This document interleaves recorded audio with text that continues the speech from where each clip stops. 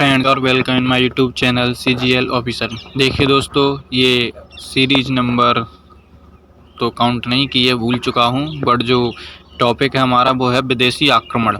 Okay, तो इससे जो रिलेटेड क्वेश्चंस हैं, जो कि विदेशी आक्रमण से जो भी क्वेश्चंस प्रीवियस ईयर एग्जाम्स में जो भी पूछे गए हैं वो आज हम देखेंगे। तो देखिए, वीडियो को देर ना करते हुए स्टार्ट करते हैं। पहला क्वेश्चन क्या है, किस विदेशी आक्रमणकारी ने अपने प्रदेश चंद्रगुप्त मौर्य को सौंप दिए थे। तो देखिए, यहाँ जो बात की जाए तो किस आक्रमणकारी की बात की जा रही, तो सेल्यूकस निकेटर की बात की जा रही है। देखिए, ये जो सेल्यूकस निकेटर था वो उसका सिकंदर का सेनापति था। कौन सा सेनापति था, तो थल सेनापति था। और एक दूसरा जो सेनापति था सिकंदर का, वो जल सेनापति था। वो कौन था, तो निर्याकस था। ठीक है, वो निर्याकस तो नहीं है, बट सेल्यूकस निकेटर उसका जो सेनापति है ये बहुत फेमस है, इससे प्रश्न बनते हैं। तो देखिए, इसने चंद्रगुप्त मौर्य को अपने 4 प्रांत क्यों दे दिए थे, उसकी जानकारी देखिए। तो देखिए, ये सेल्यूकस निकेटर था, ये बाद में क्या हुआ, बेबीलोन का राजा बन गया। जब बेबीलोन का राजा बन गया और इसने अपनी बैक्ट्रिया पर विजय हासिल कर ली, इसने बैक्ट्रिया पर जब विजय हासिल कर ली तो इसके मन में ये लालच जागा, ये लालसा जाग उठी कि अब भारत की ओर बढ़ते हैं और भारत पर भी आक्रमण करके भारत पर भी शासन करेंगे। ये सेल्यूकस निकेटर ने भाई सोचा। जैसे जैसे ताकत बढ़ती है वैसे वैसे लोग फिर सोचते हैं। तो जब ये भाई भारत की तरफ आया तो भारत के एक शेर से इसका टकराव होता है, जिसका नाम क्या था, चंद्रगुप्त मौर्य। इसका नाम क्या था, तो चंद्रगुप्त मौर्य था भाई। उनसे इनका टकराव होता है। तो 305 ईस्वी में चंद्रगुप्त मौर्य और सेल्यूकस निकेटर का युद्ध होता है। तो उस युद्ध में सेल्यूकस निकेटर इतनी बुरी तरीके से पराजित होता है, ये तो उस समय के देखने वाले ही जाने, क्यों पटक पटक के मारता है। और फिर उसमें एक संधि होती है, और संधि में क्या होता है, जो नियम और तय शर्तें जो लागू की गई थी उसके अनुसार जो ये सेल्यूकस निकेटर अपनी पुत्री कार्नेलिया का विवाह कर देता है चंद्रगुप्त मौर्य के साथ, और दहेज में 4 प्रांत देता है, कांधार, मकरान, हेरात और काबुल, ये 4 प्रांत दे देता है। और फिर इससे खुश होकर चंद्रगुप्त मौर्य भी इसे 500 हाथी उपहार में दे देते हैं। तो शायद आपको ये सार समझ में आ गया होगा। तो देखिए, यही प्रश्न ये बन गया है कि किस विदेशी आक्रमणकारी ने अपने प्रदेश चंद्रगुप्त मौर्य को सौंप दिए थे। तो किसने सौंपे थे, तो सेल्यूकस निकेटर ने दिए थे, वो भी दहेज में दिए थे। ठीक है, और पुत्री अपनी कार्नेलिया की विवाह भी किया था। युद्ध हारा, मार खाई, शादी भी कराई और प्रांत भी दिए, जिससे कहते हैं भारत के शेर। ठीक है, इसका राइट आंसर क्या होगा, ऑप्शन सी। नेक्स्ट क्वेश्चन देखिए, ये था इसका फैक्ट जो मैं आपको बता चुका हूँ। नेक्स्ट क्वेश्चन, निम्नलिखित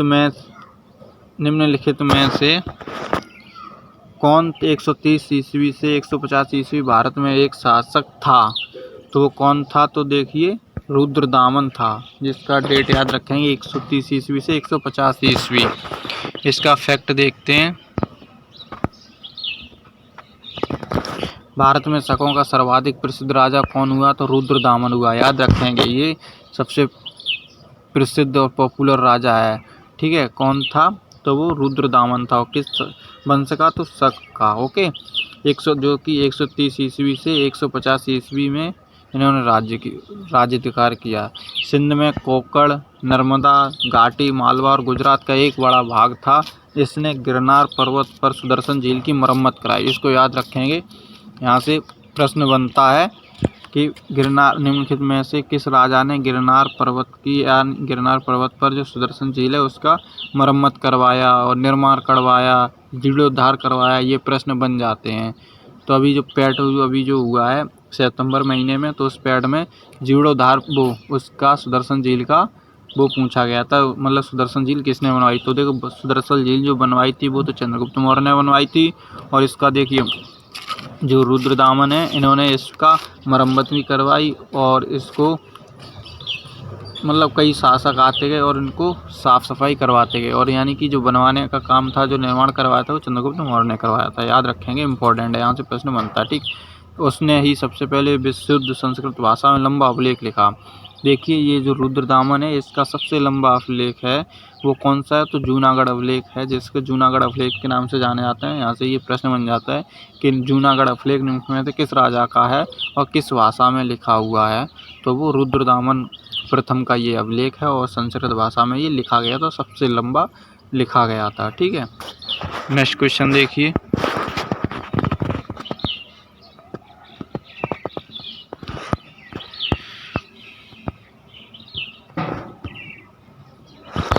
सिकंदर ने हाइडे स्पीच के युद्ध में ब्लैंक को हराया था। यानी कि जो सिकंदर और का जो युद्ध हुआ था, हाइडे स्पीच मतलब जैसे किस नदी पर भी माना जाता है, तो जैसे हाइडे स्पीच के नाम से भी जानते हैं, जो राजा पोरस के बीच हुआ था, किस नदी पे, तो झेलम नदी पर हुआ था।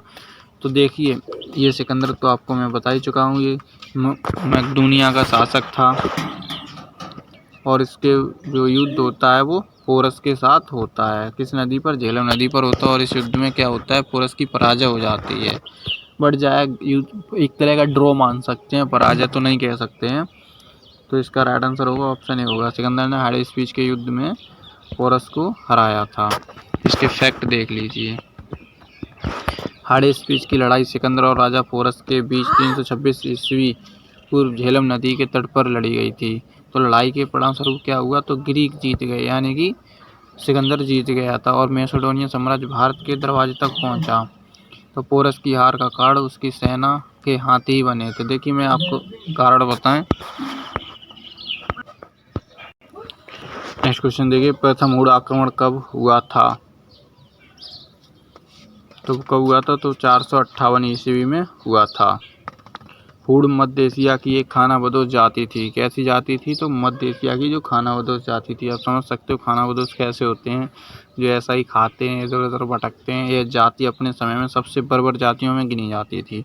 हुड़ों ने 458 ईस्वी में भारत पर स्कंदगुप्त के समय पहला आक्रमण किया था। किसके समय में किया था, यहाँ से प्रश्न बन जाता है कि हुड़ों ने निम्नलिखित में से जो पहला आक्रमण किया था वो किस शासक के समय में किया था, तो वो स्कंदगुप्त के समय में किया था पहला आक्रमण। ठीक है, इसका उल्लेख भीतरी स्तंभ लेख में मिलता है। ये मतलब जो पहला आक्रमण किया गया है, इसकी जानकारी कौन देता है, जो भीतरी स्तंभ लेख है उससे मिलती है, क्योंकि अब उस समय की बहुत ही प्राचीन बातें हैं ये, तो इसलिए कि इनकी जो जानकारी जो मिली है वो लिखित स्रोतों से ही मिली है। तो ये भीतरी स्तंभ लेख से मिलता है। इस आक्रमण का नेतृत्व खुशनवाज ने किया था। जो नेतृत्व है वो किसने किया था, खुशनवाज ने किया था।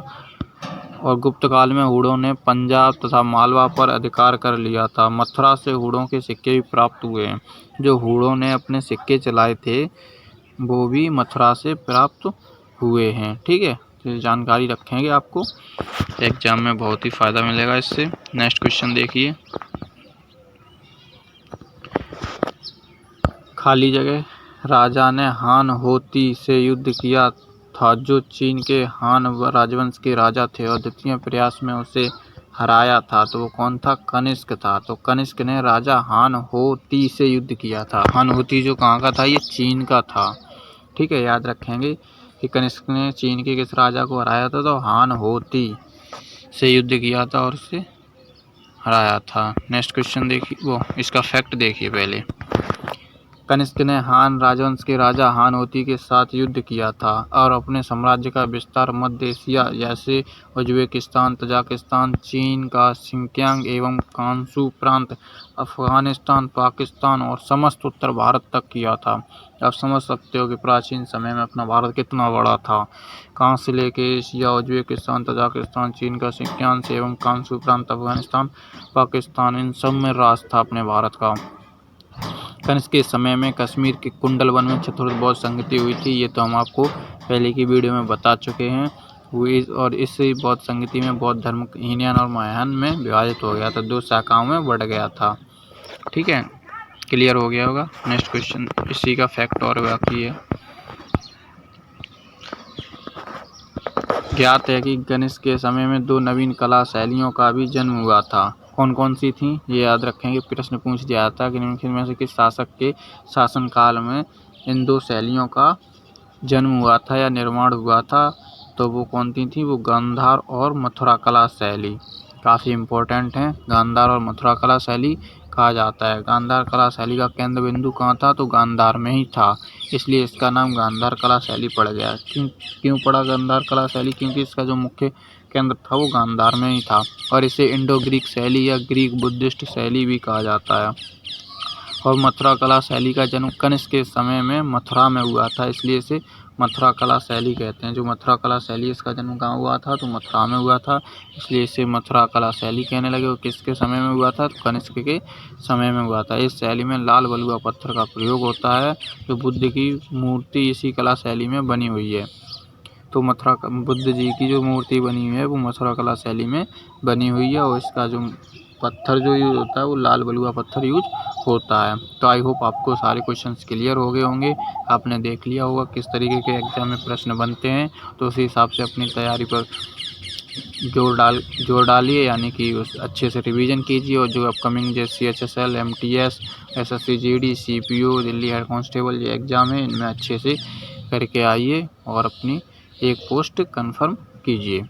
तो मिलते हैं नेक्स्ट वीडियो में, तब तक के लिए जय हिंद।